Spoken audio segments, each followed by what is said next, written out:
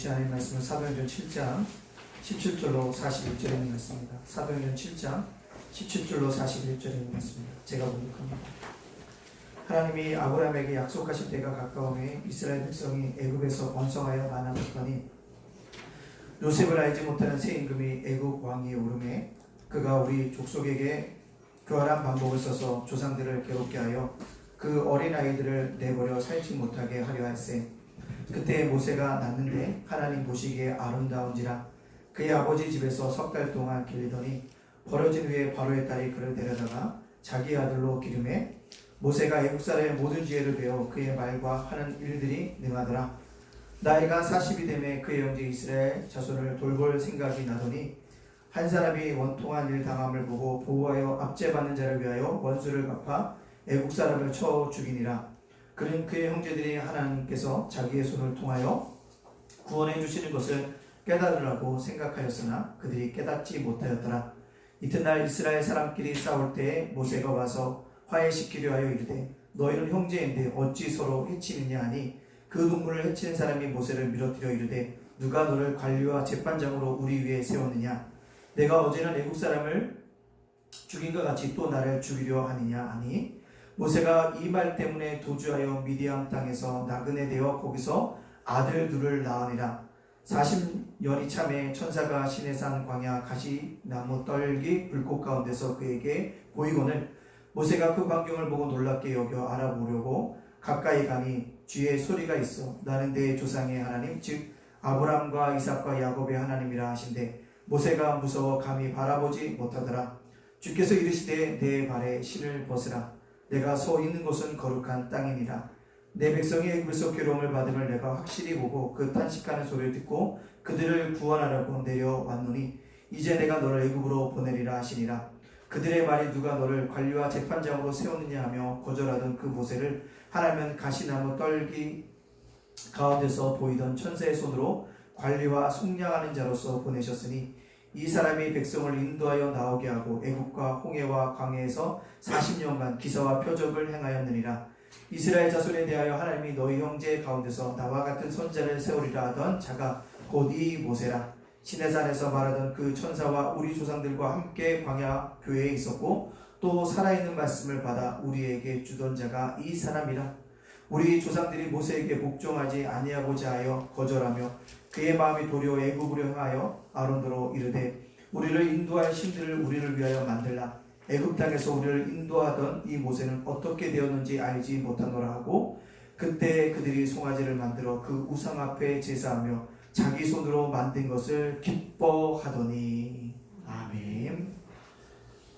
오늘 사도행전 7장 17절과 41절에 있는 말씀 인생아 너를 갓을 만나라 라는 말씀으로 우리가 함께 은혜를 나누고자 합니다. 우리 앞뒤 옆 사람과 이렇게 인사하겠습니다. 집에서 예배 드리신 분은 크게 하셔도 되겠지만 현장에서 예배 드리신 분은 눈으로만 하나님을 만난 인생이 행복합니다 라고 한번 눈짓으로 인사하겠습니다. 하나님을 만난 인생이 행복합니다. 다시 한번 시작. 하나님을 만난 인생이 행복합니다. 어느 버스 안에서 갑자기 아기 울음소리가 났습니다. 아기 울음소리는 몇 정거장을 지나도 그치지 않고 점점 커졌습니다. 화가 난 승객들이 아이 엄마를 다그쳤습니다. 아줌마, 애기 좀 달래요. 버스 전세 냈어요? 다른 사람 힘들게 하지 말고 내려서 택시 타요. 그때 갑자기 버스가 멈추더니 버스 기사가 편의점으로 뛰어가서 막대 사탕을 하나 사서 아이 입에 물려주었습니다. 그랬더니 아이는 언제 울었느냐 듯이 울음을 멈추었습니다. 버스는 다시 출발했고 승객들의 입가에도 미소가 번졌습니다. 아이 엄마는 내려야 할 정거장에 왔을 때 버스 기사에게 다가와 고개를 숙이며 손등에 다른 한 손을 세웠습니다. 고맙습니다 라는 수어였습니다. 이 엄마는 청각 장애인이었습니다. 여러분, 우리가 살면서 자기 중심적인 생각에 빠져있는 경우가 너무나도 많습니다. 어제도 제가 초등학교 앞을 지나가는데 저는 직진 신호였는데 우회전하는 차량이 직진을 하는 거예요. 먼저 양보를 하고 가려고 했더니 뒤에 있는 차가 빵빵거리면서 제 앞을 가는 거예요. 좀 화가 나죠. 제 차선이 맞는데. 멀리 가버린다는 것입니다. 한편으로 화가 났지만 어떻게 하겠어요? 지나간 일이니까요. 우리는 이처럼 내가 가지고 있는 고정관념, 선입견, 편견 때문에 파묻혀 살 때가 많습니다. 또 내 생각과 맞지 않으면 쉽게 화를 내고 분노를 표출합니다. 인간관계뿐만 아니라 신앙생활을 하는데도 자기 중심적 프레임에 빠져 있으면 영적인 성장을 이룰 수 없습니다. 나는 요만큼만 할 거야. 나는 교회 생활은 여기까지만 해야 돼. 그런 사람에게는 성장이 있을 수 없다는 것입니다. 우리의 신앙의 성장의 원동력은 예수 그리스도 중심적인 프레임을 가지고 뭐합니까? 신앙생활을 해야 한다라는 것입니다. 이런 인생, 예수 그리스도 중심의 신앙생활을 하기 위해서 우리가 가져야 될 게 뭐냐면 리얼 갓을 만나야 합니다.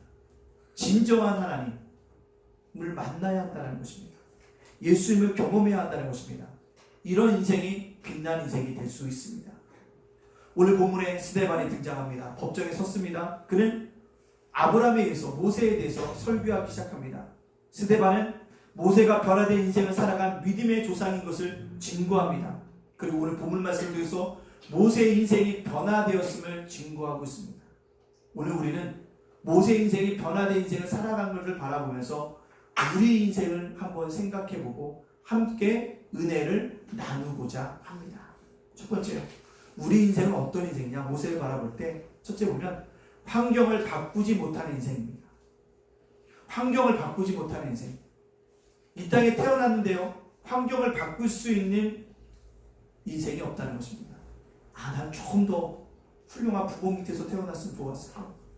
난 정말 돈 많은 부모 밑에서 태어났으면 좋았을걸. 근데 태어나 봤더니 그렇지 못할 때가 있다는 거죠. 환경을 바꾸지 못하는 인생이라는 사실을 우리가 알아야 합니다. 모세 또한 그랬다는 것입니다. 오늘 본 말씀 18절과 19절 말씀 제가 봉독하겠습니다. 요셉이 알지 못한 세임금의 애굽 왕위에 오름에 그가 우리 족속에게 교활한 방법을 써서 조상들을 괴롭게 하여 그 어린아이들을 내버려 살지 못하게 하려 할세. 애굽의 왕이 이스라엘 백성이 잡초처럼 무성하게 번성하는 걸 보고 두려워했습니다. 그 이스라엘 백성 중 남자아이가 태어나면 다 죽이도록 산파에게 명령을 내렸습니다. 얼마나 이스라엘 백성들이 번성하는 것이 무서웠으면 이런 일을 했겠습니까? 근데요, 이 일을 행한 사람이 누구냐면요, 요셉을 알지 못하는 새 임금이라고 얘기하고 있습니다. 요셉을 알지 못하는 새 임금. 새 임금이 등장했습니다. 이 새 임금의 등장은 하나님의 약속을 이루기 위한 환경이었습니다. 그것은 우연일 수도 있고 역사의 한 과정일 수도 있지만 모든 것은 다 하나님의 계획 안에 진행되고 있습니다. 역사에는 우연이 없습니다. 우연히 존재하는 역사는 없습니다. 하나님 편에서 보면 모든 것이 필연이고 모든 것이 섭리인 것입니다. 그냥 되는 것이 없습니다. 그래서 코로나19가 왔을 때 우리 믿는 자들에게, 아니 우리 교회에게 주시는 메시지는 무엇인가? 특별히 목회자에게 주시는 메시지가 무엇인가? 우연이 없고 모든 것이 하나님의 섭리이고 필연이라고 한다면 이것을 허락하신 하나님의 뜻이 무엇일까? 날마다 기도 제목이 거기에 있다는 것입니다. 나의 삶과 나의 죽음도 내 주변에서 일어나고 있는 시시한 일도 하나도 결코 우연이 없습니다. 하나님의 약속을 이루시기 위한 환경일 뿐입니다. 모세가 태어났습니다. 모세는 그냥 태어난 것이 아니라 하나님의 역사를 이루기 위해서 태어났습니다. 그렇습니다. 여러분이 그냥 태어난 것이 아닙니다. 여러분이 이 역사의 이 시점에서 왜 한국에 태어났습니까? 뜻이 있습니다. 절대로 우연히 태어난 것이 아닙니다. 우연히 태어났다고 생각하는 자만이 자신의 삶을 자기가 결정할 수 있더라고 극단적인 선택을 합니다. 삶의 의미가 없기에, 그 고통을 견딜 수 없기에, 내가 더 살아야 하는 이유를 발견하지 못했기 때문에 극단적인 선택을 합니다. 그러나 하나님의 뜻을 발견한 사람은 환경 속에서도 일어나게 되었습니다. 모세가 태어난 환경은 절망적인 환경이었습니다. 모세는 남자아이로 태어났습니다. 당연히 죽어야 할 아이로 태어났다는 사실입니다. 죽을 수밖에 없는 환경에서 태어났습니다. 절망적인 상황, 죽음의 상황에서 모세가 태어났습니다. 그런데 모세는 죽지 않았습니다. 모세는 자신이 태어났지만 주변 환경을 변화시킬 수 없는 인생이었음을 우리가 보게 되어집니다. 여기서 재미있는 사실 한 가지 발견합니다. 하나님의 약속과 섭리가 있으면 죽을 수밖에 없는 최악의 상황 속에서도 죽지 않습니다. 어떤 사람은 죽지 않을 것 같은데 쉽게 죽는 사람이 있습니다. 어떤 일은 죽을 것 같은데 끈질기게 안 죽는 사람이 있습니다. 왜요? 하나님의 섭리 때문에 그렇습니다. 모세는 죽음의 환경에서 태어났습니다. 그 부모는 석 달 동안 그를 숨겼지만 더 이상 숨길 수가 없어서 나일강으로 흘러보냅니다. 갈대상자에 누운 모세, 나일강에 떠내려져 갔다는 것은 죽음의 여행을 시작했다는 것입니다. 갈대상자에 누운 모세를 생각해 보십시오. 누가 그 환경에 빠져들고 싶었겠습니까? 누가 부모의 손에 있다가 나일강으로 버려진 인생으로 살고 싶었겠습니까? 아무도 그런 인생이 없다는 거죠. 우리도 그렇다는 것입니다. 내 주변 환경을 바꿀 수 있는 인생은 아무도 없습니다. 태어나다 보니 내 부모님이시고, 태어나다 보니 우리 가정 환경이 이렇고 그렇다는 것입니다. 그러나 거기서 우리가 깨달아야 될 것이 있습니다. 나는 주변 환경을 바꿀 수 없는 인생이지만 나를 이 인생의 풍랑 속에 던져놓으신 분, 하나님의 뜻과 섭리가 있겠지. 이것을 찾아가는 것이 바로 우리의 인생이라는 것입니다.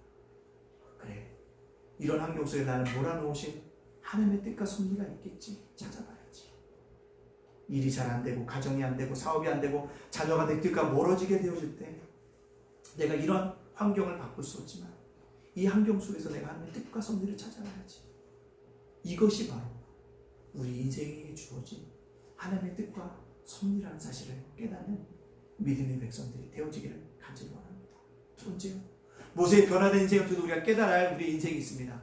하나님의 시간표를 깨닫는 인생입니다. 하나님의 시간표를 깨닫는 인생이라는 거예요. 우리는 내 인생을 살기에 내 시간표대로 움직이기를 원합니다. 그러나 아니에요. 하나님의 시간표대로 우리의 인생들은 뭐합니까? 흘러간다는 사실입니다. 오늘 본문 말씀에 23절과 24절에 이렇게 얘기합니다. 제가 봉독합니다. 나이가 40이 되매 그 형제 이스라엘 자손을 돌볼 생각이 나더니 한 사람이 원통한 일 당함을 보고 보아야 압제받는 자를 위하여 원수를 갚아 애국 사람을 쳐 죽이니라. 모세가 나이가 40이 되었습니다. 40이 되니까요, 민족이 생각나게 됩니다. 자기 동족을 바라보게 된다는 것입니다. 40이 돼서야 민족과 역사에 대해서 눈을 뜨게 되어집니다. 쉽게 말하면 모세가 40이 돼서야 뭐요? 철이 된 것입니다.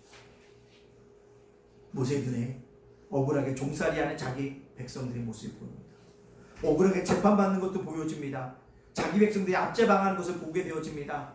자기는 왕족이 신분했지만 동족들이 압제를 받는 것을 보고 가슴이 아팠습니다. 그러던 어느 날 애국 사람이 이스라엘 백성을 핍박하는 것을 봅니다. 모세가 화가 나서 그만 동족의 편을 들다가 애국 사람을 쳐 죽이게 되어집니다. 여기에 모세의 좌절감과 한계가 있다는 것입니다. 즉 애국심의 한계가 있다는 것입니다. 애국심의 한계라는 게 뭐냐면, 예를 들면 안중근이가 누구를 죽였습니까? 이토 히로부미를 죽였어요. 우리 입장에서는 안중근은 굉장한 의사입니다. 그러나 일본 쪽에서 보면 안중근은 나쁜 사람이에요. 일본 사람 입장에서 보면 이토 히로부미는 일본을 근대화시킨 사람입니다. 양원제를 가꾼 사람입니다. 지금의 입헌군제를 갈 수 있도록 길을 놓은 사람이에요. 근대화의 아버지입니다. 존경받는 자라는 것입니다. 누가 애국자이고 누가 영웅이겠습니까? 애국이라는 것은 그 민족에게서는 절대적이지만 상대편 민족에게는 뭐요? 상대적일 수밖에 없다는 것입니다. 이것이 바로 민족주의의 애국의 한계라는 사실입니다. 내 민족은 되게 중요하지만 다른 민족에게는 우리가 뭐 할 수 있습니까? 원수일 수도 있다는 것입니다. 애국이나 민족이나 휴면이나 박이나 모두 다 마찬가지입니다.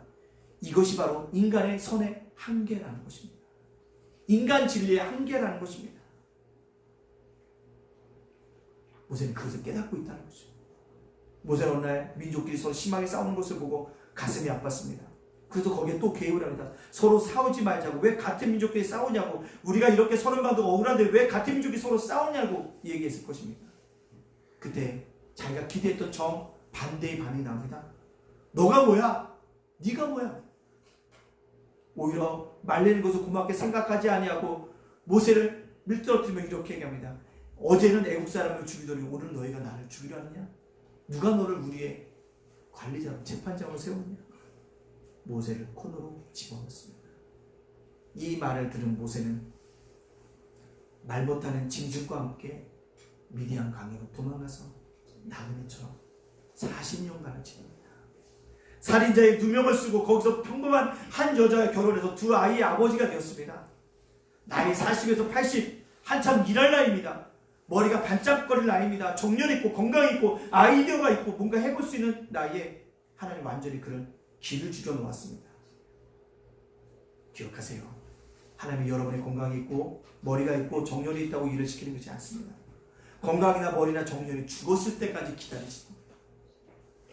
우리의 시간표대로 내가 정년이 있고 머리가 있고 건강할 때 나를 사용하시기를 원하고 있지만 하나님은 그렇지 않다는 거죠. 하나님의 시간표는 내가 능력이 있을 때 하나님은 역사하지 않습니다. 내가 무능하다고 고백할 때 하나님은 역사하신다는 것입니다. 내가 뭔가 할 수 있다고 자부심을 가질 때 하나님은 역사하지 않습니다. 돈이 있을 때 역사하지 않습니다. 그 돈을 하나님의 것으로 고백할 때 역사하십니다. 이것이 하나님의 방법입니다. 하나님의 능력이 없어서 여러분의 돈, 여러분의 재능, 여러분의 지혜를 탐내시는 것이 아닙니다. 하나님은 모세가 완전히 꼬꾸러질 때까지 글을 쓰지 않으셨습니다. 뭐요? 하나님의 시간표대로 모세를 이끌어가시고 사용하시는 거였다는 것입니다. 하나님의 방법을 깨닫는 시간이 필요합니다. 인생을 쓰시는 하나님의 방법을 깨달아야 합니다. 하나님의 시간표를 깨달아야 합니다. 하나님의 시간표를 깨달은 인생이 중요한 인생을 살아갈 수 있습니다. 내 시간표가 아니라 하나님의 시간표대로 나를 이끌어가시고 나의 가정을 이끌어가시고 나의 자녀를 이끌어가시는 하나님이신 것을 우리는 하나님의 시간표대로 살아갈 수밖에 없는 인생인 것을 고백할 수밖에 없다는 것입니다. 인생의 내리막길을 걷고 계십니까? 하나님이 보시기에 내 힘을 빼야 되는 시기다라고 깨달습니다. 내리막길이다. 내가 더 힘을 빼야지. 내가 가지고 지식도 내려놓아야지. 내가 가지고 있는 물질도 내려놓아야지. 내가 가지고 있는 재능도 내려놓아야지. 그걸 깨닫는 시간입니다. 인생의 오르막길입니까? 하나님이 나를 사용하시는 시간표구나. 더욱더 겸손하게 주님 앞에 엎드려 있을 때 그 인생은 하나님께 더 빛나는 인생으로 비춰주시는 은혜가 있게 되어 줄 줄로 믿습니다. 하나님의 시간표를 깨닫는 인생이 진정한 인생의 승리자라는 것을 기억할 수 있는 우리 모두가 되어지기를 간절히 바랍니다. 마지막으로 어떤 인생이 있습니까? 모세가 변화된 인생이 어떠냐니까 리얼카 그것을 경험하는 것입니다. 진정한 하나님을 경험하는 것이라는 것입니다. 오늘 본 말씀의 30절과 32절에 이렇게 합니다. 40년이 참에 모세가 시내산 광야 가시떨 나무 떨게 불꽃 가운데서 그에게 보이고 모세가 그 광경을 보고 놀랍게 여겨 알아보려고 가까이 가니 그의 소리고 주의 소리가 있어 나는 내 조상 아브람 내 조상의 하나님 즉 아브람과 이삭과 야곱의 하나님이라 하신대 모세가 무서워 감히 바라보지 못하더라. 인간의 절망과 좌절은 모든 것이 끝이 아니라 하나님을 만나는 시작입니다. 우리 교회 60세 이상 되신 분들은요 이제부터 신앙이 시작된다는 사실을 깨달으시기 바랍니다. 지금까지 준비였어요. 모세는 80이 됐어야 시내에서 하나님을 만났습니다. 시내산이란 모세의 현실의 현주소입니다. 절망과 낮아질 때로 낮아진 모습, 약해질 때로 약해진 육신의 모습, 아무것도 아니라고 고백해야 될 그 장소가 바로 시내산인 것입니다. 그는 가장 밑바닥에서 인생의 밑바닥에서 하나님을 만났습니다. 가장 낮은 자리에서 그가 하나님을 만났습니다. 우리는 하나님 만나기에 너무나도 교만합니다. 너무나도 자리가 편합니다. 너무나 모든 것이 완벽하게 하나님이 잘 느껴지지 않습니다. 그곳에서는 하나님을 느껴지지 못합니다. 여러분의 인생의 껍질을 다 벗고 거품이 사라지고 지위도 건강도 돈도 모든 것이 다 사라지고 여러분의 현실의 모습으로 돌아올 때 하나님은 거기에 계십니다. 그 하나님은 여러분의 하나님이십니다. 하나님은 타지 않는 불꽃나무 가운데서 임재하셨고 그 음성을 들려주셨습니다. 나는 내 조상의 하나님이다. 아브라함과 이삭과 야곱의 하나님이라는 것입니다. 그 말을 듣는 순간에 모세는 두려움과 무서움으로 떨고 있습니다. 진정으로 하나님 만난 사람은 방지하지 않습니다. 함부로 말하지 않습니다. 두려움이 있습니다. 그가 정말 하나님 만나고서 그 인생 80이었습니다. 저는 여러분이 이렇게 하나님을 결정적으로 만나기를 원합니다. 보통 신앙인들은요 하나님을 느끼면 그래 하나님 필요한 것 같아. 근데 좀 지나가면 하나님도 필요 없어서 할 수 있는 것 같아. 좀 지나가면 그래도 하나님이 좀 필요한 것 같아. 아니야 그래도 내 힘으로 살 수 있어. 이게 보통 신앙인의 모습이라는 것입니다. 그러나 내 인생에 개입하신 하나님을 깨닫는, 나 이렇게 인도하시는 분이구나. 이것을 없애기 위해서 나는 이런 환경을 나를 집어넣으시는 분이구나. 내 인생에 밑바닥 내가 하나님을 만났구나. 그도 감사해야지. 이것이 바로 하나님을 만나는 것이라는 것입니다. 이런 하나님을 믿는 것이라는 것이다. 리얼 하나님을 만나야 한다는 거다. 체험해야 한다는 거다. 그렇지 않으면 믿는 것 같은데 어느 날 의심이 들어요. 교회 가서 뭐하나? 예배 드려서 뭐하나? 달라질 것도 없는데. 그리고 어느 날 말씀을 드리면 어느 날 확신도 확신이 없어요. 저 말이 사실인가? 그냥 목사님이 그냥 하시는 말씀인가? 갈팡질팡한 신앙이 살 수밖에 없다는 것입니다. 리얼 가서 만나야 한다는 것입니다. 지상의 모든 학문과 철학은요 무엇입니까? 그 중심적인 사고는 이것이라. 인생은 아무것도 아니라는 것입니다. 이 하나를 결론 내리기 위해서 서로 그렇게 긴 것입니다. 모든 문학, 철학은 하나님을 알리기 위한 서론입니다. 서론 이상 아무것도 아닙니다. 거기에 절대로 해답이 없습니다. 철학에도 해답이 없고요. 문학에도 해답이 없습니다. 구원도 없습니다. 문학의 철학도 구원이 없습니다. 구원을 위한 서론에 불과합니다. 모세처럼 누구요? 진정한 하나님. 낮아질 대로 낮아진 곳에서, 약해질 대로 약해진 그곳에서 하나님의 음성만 들어 두렵고 떨림으로 무너질 수밖에 없는 그 속에서 누구요? 하나님을 만나야 한다는 것입니다. 그 내 인생에 개입하시는 분으로서 고백해야 한다는 것입니다. 하나님은 모세 인생의 한 부분을 점령한 것이라 그의 인생 전체를 점령하셨다는 것. 우리는 이런 하나님을 믿습니다. 그 내 인생 전체를 하나님께 맡겨야 되는데 우리는 자꾸 분만 맡겨요. 주일만 맡기려고 해요. 예배들이 이 한 시간만 맡기려고 해요. 그래서 갈등이 있습니다. 이 부분만이 아니라 하나님이 내 인생 전체가 되어야 한다는 것입니다. 지금까지 모세는 자신을 생각했고 민족을 생각했고 역사를 생각했던 사람이지만 하나님을 만나는 순간서부터 하나님의 사람으로 거듭나고 진정한 믿음의 사람으로 인생의 길을 걸어가게 되어진다는 것입니다. 그래서 오늘 본 말씀에 33절과 34절 이렇게 합니다. 주께서 이르시되 내 발에 신을 벗으라. 내가 서 있는 곳은 거룩한 땅이라. 내 백성이 애굽에서 괴로움 받음을 내가 확실히 보고 그 탄식한 소리를 듣고 그들을 구원하려고 내려왔노니 이제 내가 너를 애굽으로 보내리라 하시니라. 그렇습니다. 낮아질 대로 낮아지고 약해질 대로 약해졌던 사람이 하나님을 만나는 그 과정이 있어요. 어떤 과정입니까? 첫 번째, 신을 벗는 과정입니다. 신을 벗는다는 얘기는 무엇입니까? 과거를 단절하는 것입니다. 내게는 옛 사람을 벗어버려야 하는 것입니다. 우리가 하나님을 향해 뛰어나가려면 과거를 단절해야 합니다. 배가 출발하면 밧줄을 풀어야 합니다. 밧줄을 묶어놓고서는 아무리 엔진을 돌려도 배는 먼 바다로 나갈 수 없습니다. 왜 나의 믿음의 진보가 없나요? 왜 나의 믿음의 기적이 없나요? 왜 나의 믿음에 문제가 있나요? 밧줄로 묶여있기 때문에 그렇습니다. 어떤 부분을 하나님을 받아들이고 어떤 부분을 하나님을 받아들이고 있지 않기 때문에 그렇습니다.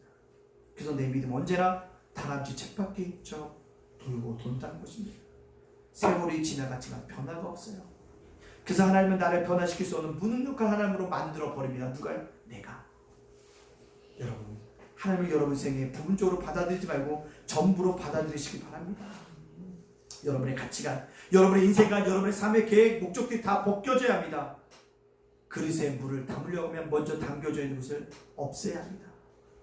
내 모습 안에 있는 모든 것을 비워질 때 하나님의 은혜가 오고 리얼 갓을 만나게 되어지는 것입니다. 리얼 갓을 만나게 되는 두 번째 무엇입니까? 어떤 과정입니까? 사명의 명령에 순종하는 과정이라는 것입니다. 하나님이 모세에게 줬던 그 명령은 무엇입니까? 애굽에서 고통받는 내 백성을 구원하라고 명령하신 것입니다. 이것이 모세를 40년 동안은 애굽의 왕자로 80세 될 때까지 미디안 광에서 혼자 살게 하시는 것입니다. 내가 너를 먼 미디안 광에서 살게 한 이유가 있다. 자라면서 애굽의 학문을 기도를 한 것에도 이유가 있다. 이것을 해서 내가 존재하는 것이다. 너는 가서 이스라엘 백성을 애굽 땅에서 해방을 시켜라. 이것은 명령입니다. 명령이 없는데 어찌 사명이 있겠습니까? 부름이 없는데 무슨 사명이 있겠습니까? 하나님은 여러분을 부르고 계십니다. 여러분을 가정으로 부르셨고 직장으로 부르셨고 사회로 불렀고 교회로 불렀습니다. 어떤 사람은 선교사로 부르실 것이고 어떤 사람은 목회자로서 어떤 사람은 본사와 안수집사 부르신다는 것입니다. 우리 학문의 이유, 우리 삶의 이 모든 이유 하나님의 거룩한 명령 때문입니다. 살인자로 도망가야 했던 모세를 하나님은 하나님의 사람으로 훈련시켜서 이스라엘 백성을 애굽의 압도에서 해방시키는 지도자로 세워주셨습니다. 그가 이렇게 할 수 있었던 것, 진정한 하나님을 만났기 때문에, 리얼갓을 만났기 때문이었습니다. 과거가 단절합니다. 그 속을 비웁니다. 그리고 사명의 명령에 순종하고 있다는 것입니다. 우리도 누굴 만나야 합니까? 진정한 하나님을 만나고 경험해야 합니다. 일부가 아니라 전부를 드리는 인생으로서 하나님을 만나야 한다는 겁니다. 그럴 때 뭐요? 그 하나님을 만나기 위해서 과거와 단절할 수 있는 믿음의 백성이 되어 사명에 순종하는 믿음의 백성이 되어져야 하는 것입니다. 그것이 우리의 인생이다. 그것이 우리에게 필요한 인생이라는 것을 알아요. 플래크린 피어스라는 미국의 제14대 대통령이 있습니다. 이 사람은 미국 역사상 최악의 대통령 5인을 뽑을 때 항상 뽑히는 사람입니다. 이 피어슨이 대통령 취임식을 앞두고 아들을 열차사고로 잃었습니다. 아들이 잃고 나니까 그의 안에 있던 제인은요, 사람들 앞에 나타나지도 않고 2년간 죽은 아들에게만 편지만 썼습니다. 그래서 그녀를 가리켜서 백악관의 그림자라고 우울한 별명까지 붙여졌습니다. 피어슨도 대통령 취임사에서 하나님을 원망하는 내용을 포함시켜서 신앙사회였던 미국에 큰 충격을 주기도 했습니다. 그때 피어슨과 비슷한 시기에 살았던 페니 크로스비가 있습니다. 그녀는 생후 6주 되었을 때 심한 감기에 걸렸는데 돌팔이 의사를 만나서 실명하게 되었습니다. 말도 안 되는 인생이 불행히 그에게 시작되었지만 크로스비는 예수님을 만났습니다. 영의 눈이 열린 그녀는 평생에 9,000여 곡에 달하는 찬송의 시를 썼습니다. 그래서 우리가 많이 부르는 찬양이 그녀가 쓴 거예요. 예수를 나의 구주 삼고 주의 음성을 내가 들으니 나의 영원하신 길이요 나의 갈 길 다가도록 오 놀라운 구세주. 이 신앙 고백이 흘러나온 찬송을 지었다는 것입니다. 이 찬송을 통해 수많은 사람들 치유하고 살아나는 역사를 그가 이루었다는 것입니다. 왜 그가 그렇게 있었을까요? 진정한 하나님을 체험하고 만났기 때문이었습니다. 사랑하는 예담가족 여러분들, 역경 앞에서 인생의 고난이 찾아왔을 때 어떤 눈을 가지고 바라보느냐가 정말 중요합니다. 문제와 사건이 하나님이 하시는 일을 나타내는 통로라는 사실을 우리가 바라보고 믿음의 눈이 열려져야 합니다. 우리의 믿음의 눈이 열려지기 위해서는요, 진정한 리얼 하나님을 만나야 합니다. 일부가 하나님을 만나는 것이 아니라 나의 인생의 전부가 하나님을 만나야 한다는 것입니다. 그 리얼 하나님을 만나는 축복이 여러분들에게 있어짐으로 말미암아 우리가 당하는 인생 속에 문제와 사건 속에서도 믿음의 눈을 갖고 영안으로 해석하고 그 속에 뜻이 담겨졌던 하나님의 뜻을 발견함으로 말미암아 이 땅 속에서도 그러나 모세와 같이 변화된 인생들을 살아갈 수 있는 우리 모두가 되어주시기를 주님의 이름으로 축복합니다. 아멘. 우리 합심해서 기도하기 원합니다. 주님, 내 인생은 지금 어디에 속해 있습니까? 내 인생은 어디에 있습니까? 모세처럼 변화된 인생, 리얼 갓을 만나야 되는데 정말 나에게 필요한 것입니다. 진정한 하나님의 만남으로 말미암아 내 인생이 새롭게 믿음의 눈을 가지고 모두에서 믿음의 눈으로 해석할 수 있는 믿음의 인생이 되게 하여 주시옵소서라고 이 시간 주 옆에 주신 말씀을 기억하며 기도하겠습니다. 통성으로 기도하는데 저만 통성을 할 공이 없는 속으로 기도하십시오. 집안에 계신 분은 크게 기도하십시오. 같이 기도합니다. 사랑하는 내가 풍성하지 않으니 감사합니다. 그렇습니다. 우세는 변화된 인생을 살았는데 나는 어떻습니까? 주님 나는 어때요? 주님 나는 어떻습니까? 주님 나는 어때요? 주님 나는 어때요? 주변의 환경을